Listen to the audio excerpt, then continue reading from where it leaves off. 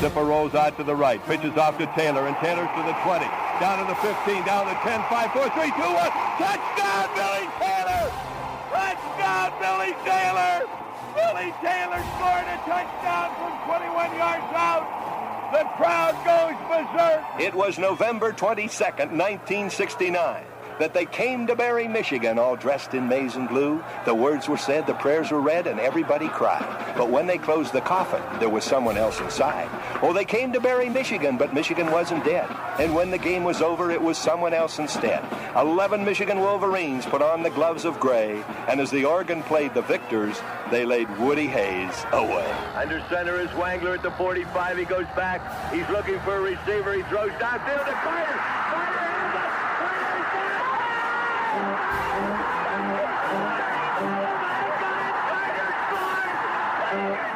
Who's got it better than us? Nobody!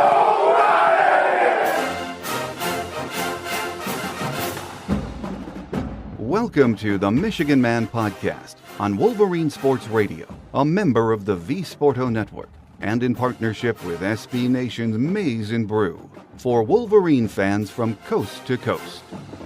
Go Blue, and welcome to our bye-week show. I'm your host, Mike Fitzpatrick. Joining us today with his thoughts on the state of Michigan football heading into the last 2 weeks is Isaiah Hole from USA Today's Wolverines Wire.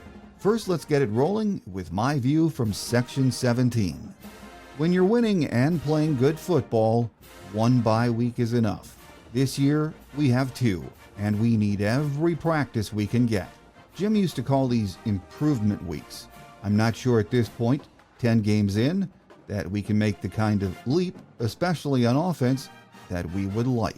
At any rate, the primary goal now is to get bowl eligible. We should be able to beat Northwestern next week and do that, but the way we played this year, nothing is a sure thing. Every week is an adventure. This team has not checked out on each other or the season. That was evident how they battled Oregon and then Indiana last week. They realize what winning next weekend means, and it could also give them a positive vibe as they prepare for that road trip to Columbus in a few weeks. It's been a tough road this season, so let's hope we can be at our best for the last 2 games. My guest today says that so much has gone wrong this year, it's hard to point to just 1 or 2 things and say, if we fix that, we'll be okay. Nothing has been easy. Joining us next with his thoughts on that, Blake Underwood, and much more, is Isaiah Hole from USA Today's Wolverines Wire. So stay with us.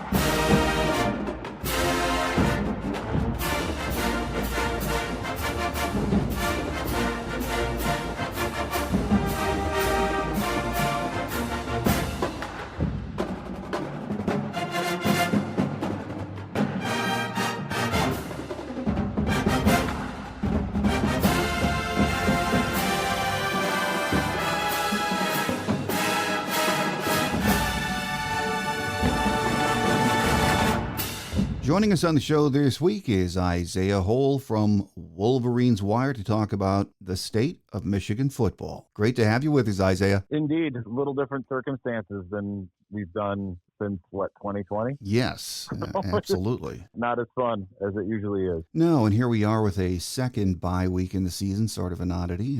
With 2 games left in the regular season, there is so much to unpack when it comes to what's going on with Michigan football. So we're well past a midterm report or mid-season review of the team. But let's start with the expectations. I go back to that during this break week thinking as fans and hearing from fans all the time, is it safe to say we can now say expectations for this team were completely unrealistic when the season started? I would say that the expectations were too high. I don't know that saying that they were unrealistic is necessarily the accurate way to go. Because I think that, I predicted 10-2 going into the season.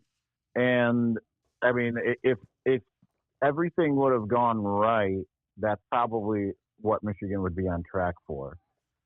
But because of multiple different things, the lack of quarterback ability, lack of coaching cohesion, the constant which has been going through the entire season, essentially, particularly on offense, has been 10 guys doing the right thing, one guy doing the wrong thing, and everything being key on that one guy. That has been pervasive even into this Indiana game last week. So I think that when you look at the way the season's gone, I mean, if you don't turn the ball over the way they did in some of these games, and I understand they won some of them, right? They won the first week, the third week against USC, against Minnesota, but to lose at Washington, to lose at Illinois, those two games with just competent quarterback play and no turnovers, you're sitting in a much different position. Just to see, you can kind of get a understanding of what this team maybe could have been just by virtue of the last two games against number one ranked Oregon being within striking distance with about 7 minutes left, all the way down till Oregon got the ball with just about 3 or 4 minutes left or whatever it was, and a completely winnable game against an inexplicably top 5 Indiana team. Again, quarterback play as well as offensive play calling, those, and then turnovers. Obviously, no turnovers. Well, one turnover against Indiana, but none against Oregon. I think that you'd be looking at a much different season, but this team is not good enough as, say, the last 3, where it can overcome some of those mistakes. And it's not good enough to overcome what I'm just going to flat out say bad play calling that we've seen throughout the course of the year, because Michigan's still going to put forth probably 4, maybe 5 guys into the first round of the NFL draft. Under no circumstances would you ever look at a team that's going to put that many guys in the first round and say it's about a 500 team, unless things were just going horribly awry, which is kind of where they're at. So I do think that the expectations were certainly too high.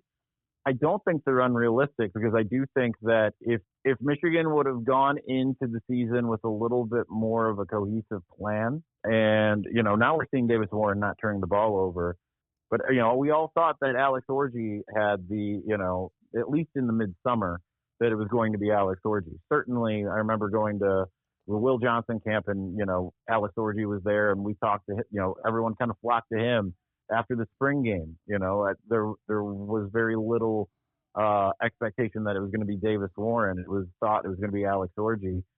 And I think that if you would have gone into the season more with a cohesive plan, one way or the other, then I think that it would have been a little bit better. But for some reason, it just feels like a lot of times Kirk Campbell, from an offensive standpoint, has decided that he wants to stick square pegs into round holes. We see that a lot with this. We're going to pass more than we did even with J.J. McCarthy at the helm. That's kind of why I mentioned Alex Orji here, is because when forced to constrain the offense, you saw at least some ideological consistency from Kirk Campbell. But then once he's had either Jack Tuttle or Davis Warren at the helm, for whatever reason, he's decided to become a more pass-heavy team than leaning on the strengths or finding creativity in places that it should exist that it doesn't currently. So I think it's a lot of malpractice from the offensive coaching staff, mixed with some hubris from Wink Martindale at times, which we've seen him dial that back, and we've seen him call really great second halves each of the last 2 weeks. And it's not limited to that throughout the course of the season. He's had his moments where things have looked really good, and he's had moments where things have looked really bad. But I do think that expectations certainly were definitely too high, but I think kind of on par with what it really should have been, given the amount of talent this team does still have. So I place the blame on this less on what we expected and more on the fact that there have been some kind of bad decisions made from the top down. Well, let's talk about play calling, which you mentioned a couple of minutes ago, because we hear more and more about it each week. Some of the game plans are definitely baffling for those of us who've been around and watching our entire life. Part of me agrees with that, but there's also a part of me that says, even I don't know what I'd do if I was the OC to get the most out of this offense. And I'm not sure anyone has the answer at this point for the struggles, but what are your thoughts on that? I think that we always heard about things about putting players in the best position to succeed. Not necessarily from this staff. I mean, they do say it, but I mean, we don't hear it as much as we did from, like, say, Josh Gaddis, right? And to me, I just feel like they didn't really take a look at what they have, and instead they sat there and insisted we have a top flight receiving core, which has gone completely unproven before the season and even during. They've got the best tight end in college football. That might be negligible with Tyler Warren over at Penn State, but certainly at worst top two. An offensive line that certainly had that is certainly an area where they have fallen well short of expectations, regardless of it being a lot of new faces. I mean, we're seeing guys who have played over the course of the years and just look lost. So that's been a problem. And obviously the running backs have not been as advertised. But with all that said, I'm still kind of baffled that you don't take a look and say, like, we know from the last couple of years that there were high expectations on Donovan Edwards being utilized in the pass game as well as the run game. In 2022, going into that season, he was spoken of as being the best receiver in that room that also featured Ronnie Bell, Cornelius Johnson, and Roman Wilson. And you saw them go to the well early on against Hawaii with a 30-plus yard pass that he came down with, but ultimately got injured in the process and wasn't necessarily heavily utilized after that, but was utilized.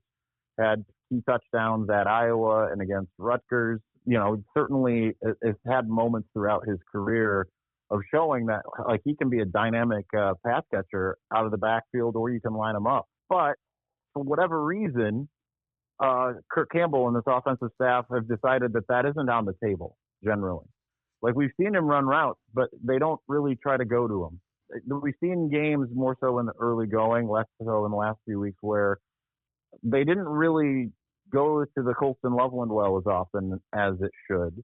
Only at times do we see Donovan Edwards and Terrell Mullings on the field at the same time, something that we saw as a change of pace against Penn State last year.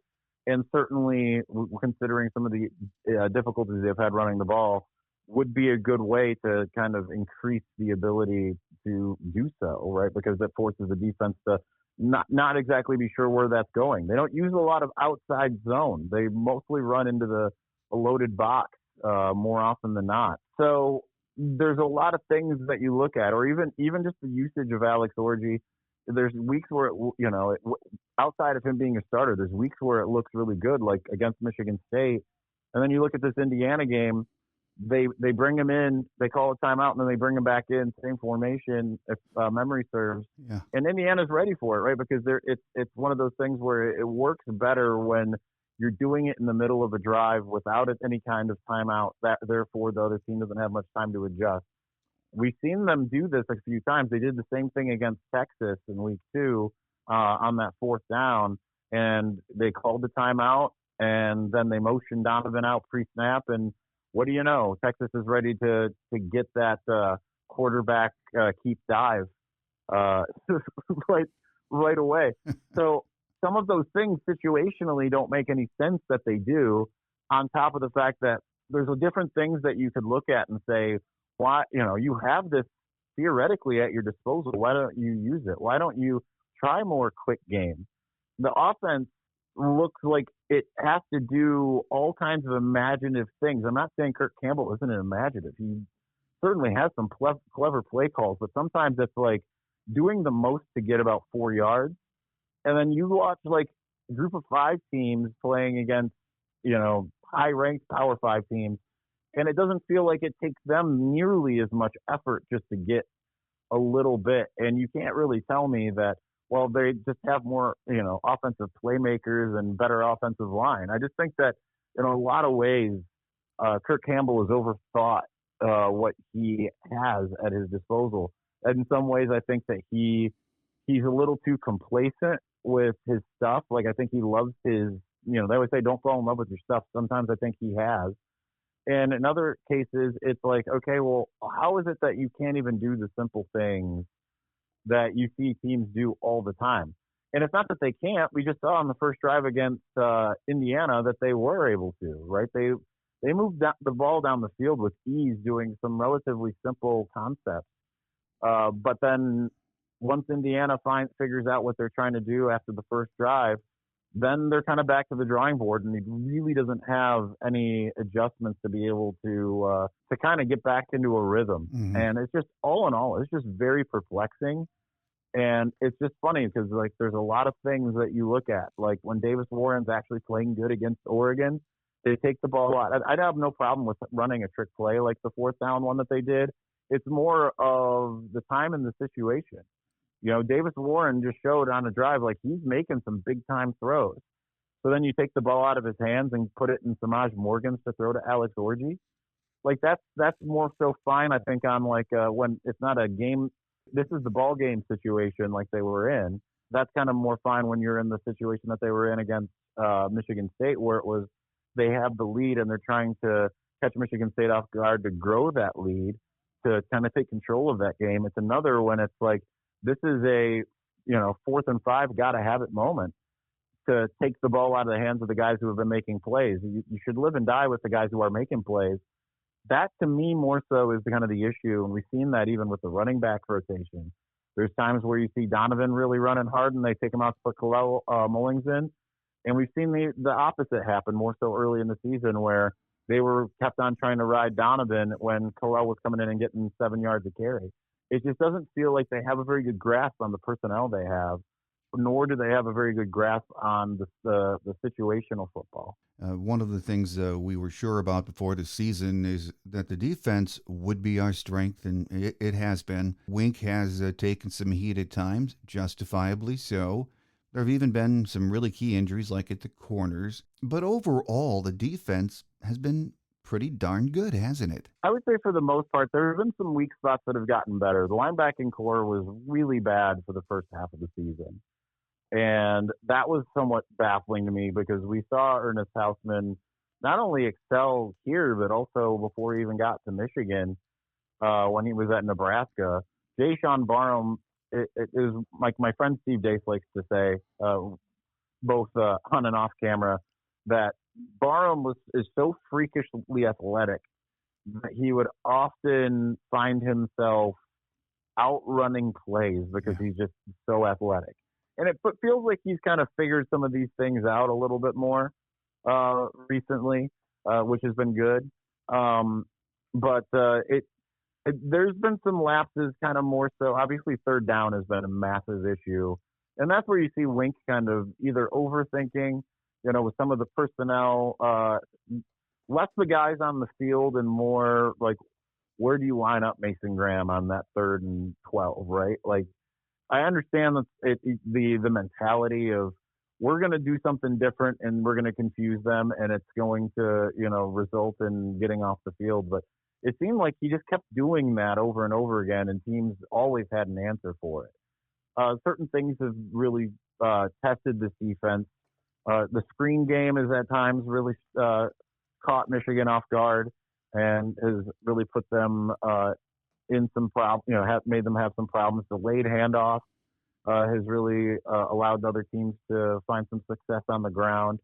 Obviously the cornerback situation has been dicey all year with Will Johnson's frequent injuries, and even when he hasn't been injured, he hasn't necessarily played fully up to his capability.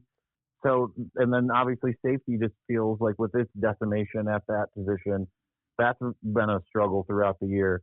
With that said, Michigan's still in the upper echelon, not necessarily elite defensively, but it's not as bad as people are kind of making it out to be. The pass game has certainly looked that way in terms of yardage allowed. You also have to keep in mind Michigan's played much more dynamic passing offenses this year than it has any of the last 3, 4, 5, 6 years, really. I mean, it's a little bit different when you're normally going through and playing Iowa and Minnesota and Rutgers, but it's a completely different thing when you're playing Texas, Oregon. You still haven't even gotten to Ohio State, which is certainly going to be challenging in different ways. But you know, they've had to play a lot more offenses that want to pass the ball, and the defensive front hasn't really been able to get home. That said, I still think that Wink has done a decent enough job.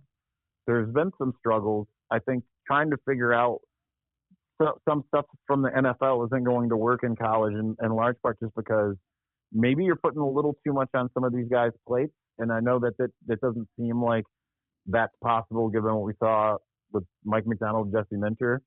But there's times where it feels like, okay, he pares it down a little bit, makes it so that these guys are able to go out and do the things that you expect them to do. People complain about the blitz. And when I go back and watch some of these games, a lot of times you hear like, okay, you know, they just brought a blitz. No, they still brought 4. He's accurate about that. It's just, you know, a certain guy drops out that you don't expect him to, and a different guy comes from another place, so it looks like a blitz. So he's not wrong about that. It's more so, was it wise to do that? I think is more of the question. Was it wise to drop that guy into coverage and bring the safety or the linebacker, you know, or would you have had a better success just bringing your typical front 4? Those are the lessons I feel like Wink Martindale's learning. And when you look at what just happened at Indiana, I mean, that was masterful. I was amazed to see so many people saying fire Wink after that. I understand the first half went bad. That first half went about as I expected it to. But then the second half, they only allowed 26 yards to maybe the best offense they played all year, and Oregon included.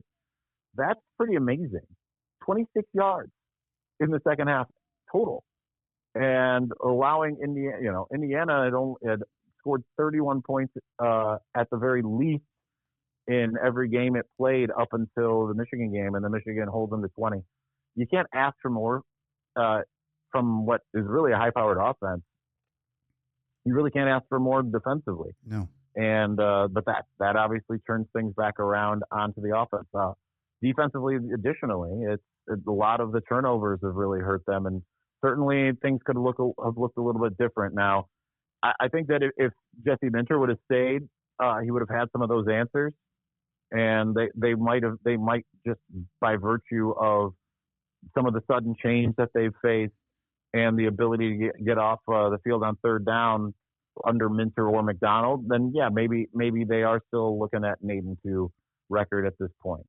I think Wink has done a better job kind of as weeks go by. Thought he did a pretty good job against Oregon for the most part. So now it's at this point, Northwestern, their offensive attack isn't that great, but obviously Ohio State, a little under. I'm not that impressed by Ohio State, to be honest. Wink's gonna have to come up with something to really hold them back to make that a low-scoring game to give Michigan a chance. And I think that they're kind of, especially if they get Will Johnson back, they'll be poised to do something like that. Well, we have almost 2 weeks to prepare for Northwestern this week and next week. I'd like to think that it's a W, but you know they've been pesky at times, Northwestern. But a win there gets us bowl eligible, which will is something the program needs, that bowl bid, if for nothing other than the extra practices at this point and getting more young players game experience. That's going to be huge, isn't it, Isaiah? Yeah, they need kind of both things. They need both to be able to beat Ohio State as well as Northwestern. And I know that seems like that's a tall task, but we've seen Michigan teams that are in worse positions or equal positions take it to Ohio State teams that are doing as well as they are right now, right? So, yeah, you got to worry about what's ahead of you. I would expect, though, that part of these next 2 weeks is also going to be – it has to be spent trying to prepare for Ohio State because, you know, regardless of what happens against Northwestern, if you come away with the win against Ohio State, that's great for perception in terms of recruiting. That's great for keeping your rival down. That also would get you bowl eligibility regardless of what happens at Northwestern. that gets you to a better bowl game. Yeah, you got to get the Northwestern game. I just think that even though Northwestern's in a similar spot to Michigan right now, they're 4-5, I believe, on the year, and they've got 3 games left here this season. So they play, they've already had their second bye. I think that you should be able to beat Northwestern, not necessarily handily, but I mean, probably relatively handily if you don't make a lot of mistakes, right? This is the worst Big Ten team that they'll have played all year. That's the insane thing when you look at the schedule. You look at some of these other teams that they've faced in throughout conference play over the last couple of years. Generally Rutgers isn't that good, as pesky as they might be.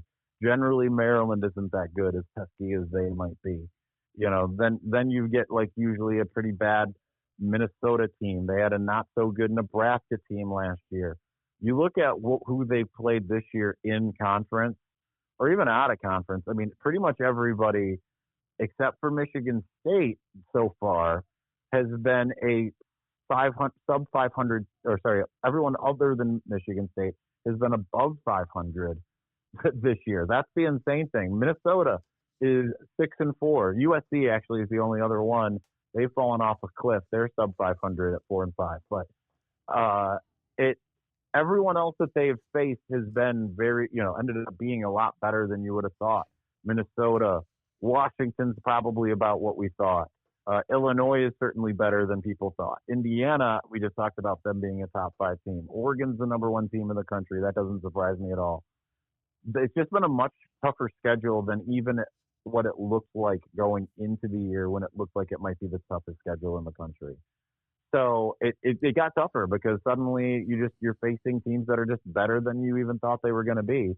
So Northwestern now, at this point, the only teams that are probably worse than Northwestern on the schedule were Fresno State and Arkansas State. Now, I know that those games were a little too close to comfort for a group of 5 teams that they had to play, but I don't know exactly if Northwestern would beat either of those teams. So that's at least a good place to be going into the Ohio State game. You'd rather be in Michigan's spot in terms of having Northwestern on the schedule than having Indiana on the schedule the week before. Well, the reality is that right now at this point in the season, Michigan is living in 2 worlds, in the present and preparing for the future. We have all been hearing about the pursuit of Bryce Underwood. He was at the LSU-Bama game last weekend too. Not much time left before he has to make a decision, is there, Isaiah? No, but there's a lot still going well for Michigan. Talking to now a lot of people know, or at least you can put 2 and 2 together, and I guess I can just flat out say one of my sources as far as this recruitment has been Michigan's uninstalled Hercules Mulligan. If they have a man on the inside, Michigan didn't install him there, but Connor Stallions is over there. So between him and some other people that I talked to that are close to the Underwoods, there's a lot of people that want to say like, he went to his LSU visit. LSU feels confident. It looks like the writing's on the wall there. It's not because, Underwood could shut this down right now and just put out a public statement and say, I'm going to LSU. Thank you, Michigan, for pursuing me and your desire to bring me on. But I'm just going to stay with my original commitment. And he hasn't done that. And the reason why he hasn't done that is because he's still very much mulling things over, right? He could have come, he could have posted, he already posted, a couple pictures while he was at LSU. But it would be very easy to shut down your recruitment after going in on your official visit to the school you're committed to. And he didn't do that. So some things are still working behind the scenes. And there's a lot that people don't know or they just don't know about that Michigan's doing, which, I'll feel more inclined to share once the recruitment's over one way or the other. But they're pulling out all the stops. I mean, people are finally hearing about it being a 8-figure offer to him, and that it's not Dave Portnoy. I think I was the first person to say that publicly. It wasn't Dave Portnoy's money. It was some other people who were involved there. They've got him taking they've got him going and meeting up with different people within the business world that are kind of making a difference as well. They're making a very strong pitch. What I can say about it is he does want to go to LSU, but it's starting to feel to me like the family wants him to stay home. And I think Michigan's really put its best foot forward for him as far as that's concerned. So will what Bryce wants win out? It doesn't always work that way. Sometimes it does. A lot of times it does. But probably just as many times where the family wants you is ends up being the place that wins out. I don't know that for 100% that the whole family is on board, but I am getting indications that they are more and more leaning towards Michigan, which is absolutely huge in this recruitment. And you wish you maybe had another month, but it might be also good that it's going to kind of wrap up at some point here soon. But the fact that he hasn't made any public announcement as to what he's going to do, like I said, he could shut it down at any point and we could all move on. I know a lot of Michigan fans are moving on, but some of the people I know that are close to him still believe that he's going to end up at Michigan once it's all said and done. Some of the other people I talk to say it's a coin flip, and that's kind of where you want to be at this stage, I think. Maybe you'd like to be a little bit ahead, but just the fact that he came home from that visit, and it doesn't necessarily seem like LSU gained a lot of big momentum, that in and of itself is really big. But in the offseason, a lot of folks said a key hire for Sharon was bringing in Sean McGee as a GM and a guy who dealt with NIL. I mean, he's involved with a lot of aspects of the program, but the portal, and again, NIL are at the top of the list. What Michigan does in the portal is going to be a huge factor in how this team bounces back next year, isn't it? Yeah, because what a lot of people don't see, and this is where I do kind of give Michigan a little bit of a pass, is that they couldn't attack the portal in ways that they would have liked to last year. So I've heard rumblings about, Jim Harbaugh, in December, saying he didn't really want to get calls from some of the people who were interested in coming to Michigan because he liked the team that he had.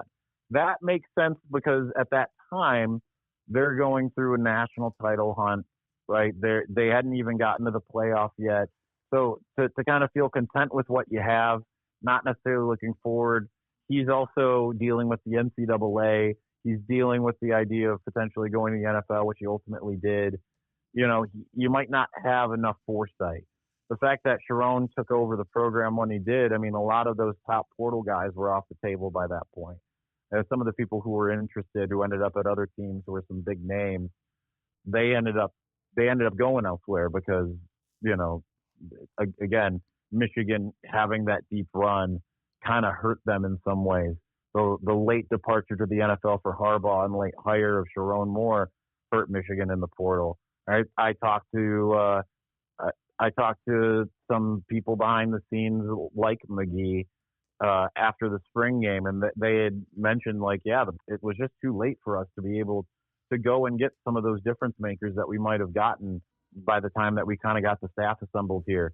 That does track, right? Like people talk about why didn't they get a quarterback out of the portal?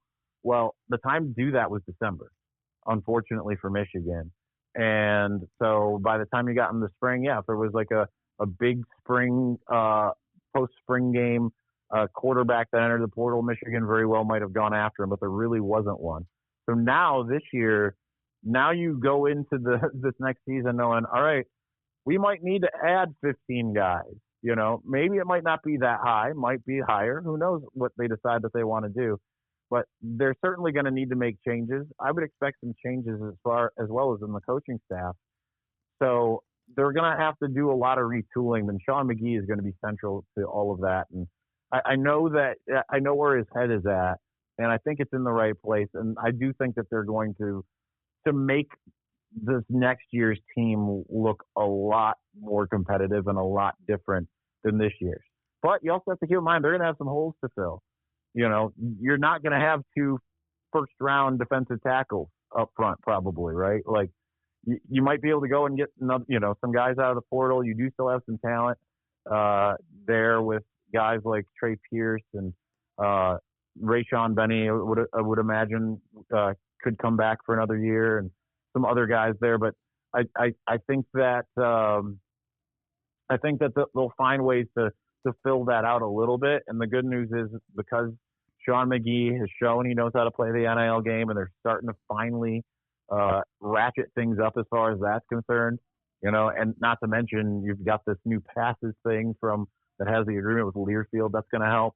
You've got all kinds of different irons in the fire that are going to help you be able to bring in guys. And it's at least good to see with McGee and just Michigan in general how much it's starting to kind of understand that it can't do what it had done, and it can't even go on and run the way it just went on with the types of players it had, because college football has changed beyond the roster it had constructed for the previous 3 years. There's no doubt about that. And there's so much to deal with now, not only during the season, but in the off season, in constructing and maintaining your team. And I know in the off season, we're already guessing, I am anyway, that, Sharon's going to review that staff, and I would expect some changes are going to be made. I don't know if it's going to be one or two or more than that, but clearly there is a review that needs to be made, isn't there? Oh yeah, definitely. I just spent 10, 15 minutes of the start of the show maligning Kirk Campbell. I cannot imagine that he's going to still be the offensive coordinator, right? That type of performance is good and well if you're at Akron. It's not going to fly when you're at Michigan.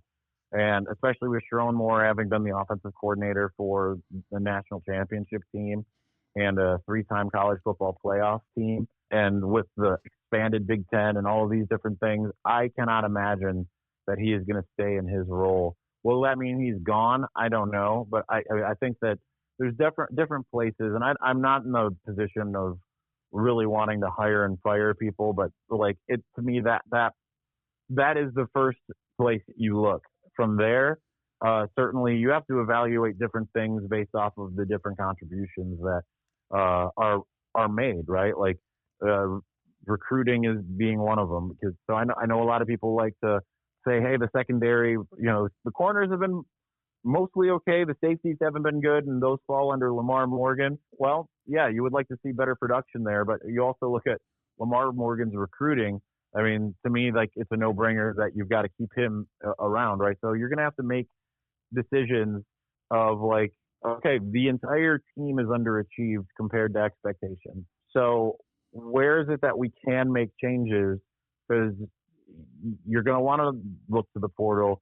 You can bolster some in recruiting, but then also coaches and everything, obviously, that's a big part of it. So it'll be interesting to see, outside of Kirk Campbell, assuming he does make that move, who ends up being on the chopping block. Yeah, it's going to be a lot to think about and see during the off season, and it'll be here soon enough. Final question before we let you get away, though, Isaiah. This sort of rolls off the last question, but whatever happens in the off season, fair or not, fans are going to expect change. But a return to being competitive next year, is that reasonable to expect? I think so, because it's a brand new world of college football. We just spent the last couple minutes talking about the portal and recruiting, and it used to just strictly be recruiting, and whoever you brought in as recruits, that's who you had to ride and die with, and the only other option you had was to change position coaches or the head coach. So I do think that it can be very competitive quickly. Look at what happened at Indiana. Yeah. When Curt Cinetti went up on stage at Big Ten Media Days and said, I win, Google me and everything, everyone laughed, and not with him, but at him. Yeah. And we all thought he was an insane person. I think I predicted Indiana to go something like 3-9 this year. They're undefeated through 10 games, right? So you can do it between coaching changes, and certainly Sharon's going to be back next year, no matter what the angriest of Michigan fans might say. He'll be back next year, barring some kind of scandal, which I don't expect. But you can change your roster in a hurry through the transfer portal. And I do think Michigan will likely have more coming in than going out in terms of that. You're always going to see some attrition. Certainly, they're going to have a lot of holes to fill with the guys who are going to leave for the draft. I think that they'll be in a good position and prime to be able to go and get some of those guys. So if you can get, there's a lot they're going to need. They're going to need, wide receivers. They're going to need quarterback. You're probably going to need to get some corners. But you still have some talent that'll be almost certainly be on next year's team. By virtue of some of the guys underachieving, like the linebackers, you probably get to keep your starters there. You've got some bright spots that might not necessarily be ready to go to the NFL, like a Derek Moore, who maybe hasn't had as flashy of a season as some had predicted. You're going to have different guys that in different positions that are certainly going to take that next step, like a Marlon Klein. We've gotten to see some early Hogan Hansen. Keep in mind, Colston Loveland was pivotal in 2023, but it was at around this point in 2022 that he started coming on. We didn't really see much Colston Loveland in 2022 until the penultimate game in the regular season against Illinois is when he really started to kind of ascend. And we've already gotten to see a bit of Hogan Hansen. So, they might have some players that can take that next step. Running backs, I'm curious to see how a Jordan Marshall ends up playing when he's healthy, right? Like you can rely on some young guys if Donovan Johnson comes in and is ready to rock. Micah Kapana, a guy who's been on campus already for a little bit. Can Benjamin Hall be in his, finally get his moment, or can Cole Cabana get healthy? There's a lot to like still. This is still a very talented roster. You supplement that with quarterback, wide receiver, and then look and say, where can we get better? Is it defensive tackle? Is it corner? Safety will probably improve with Jaden Mangum returning to the lineup. So you still kind of like where they're at with a lot of stuff. And if you are able to go and attack a couple positions, then you'll be in a much better spot. Well, a lot going on, and first things first, we need to get that W against Northwestern and get bowl eligible next Saturday. But a lot going on in the Michigan football scene, and here to share his thoughts with us today has been Isaiah Hole from Wolverines Wire. Isaiah, always great to have you on. We'll learn so much and enjoy having you with us, and we look forward to another visit very soon. Absolutely. Always my pleasure.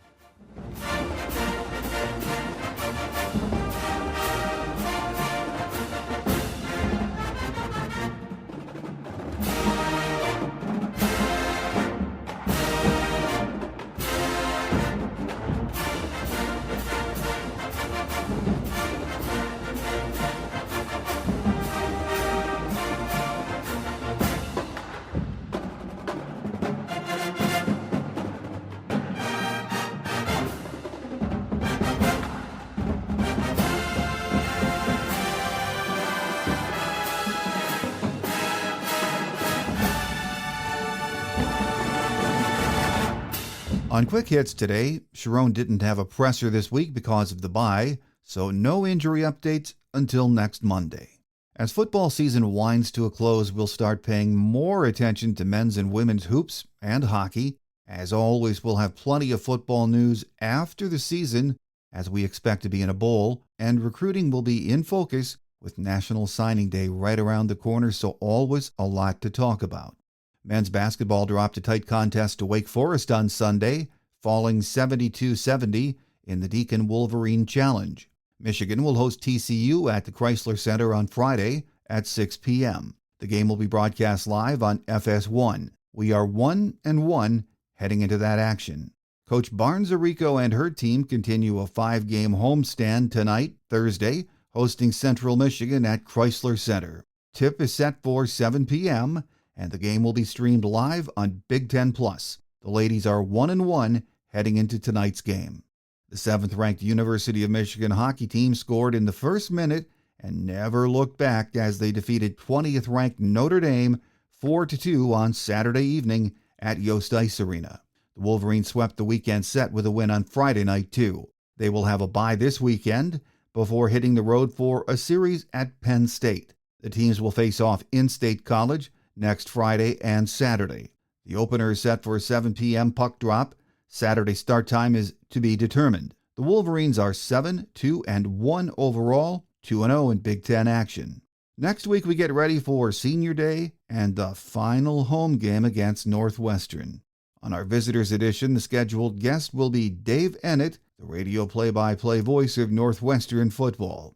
Then on Thursday's Game Day show, we'll be joined by Chris Ballas from the Wolverine Magazine and the Wolverine on 3. So make sure you join us. Have a great Wolverine weekend, everyone.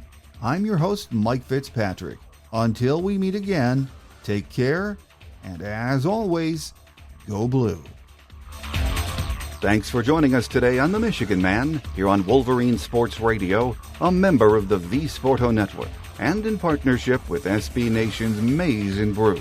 Our listener lines are open 24/7 for your calls at 313-263-4842. That's 313-263-4842. Or email us at themichiganmanpodcast@yahoo.com. That's themichiganmanpodcast@yahoo.com. The Michigan Man Podcast is produced at the studios of Robin Lynn Productions, Allen Park, Michigan, and is not affiliated with the University of Michigan. Go Blue!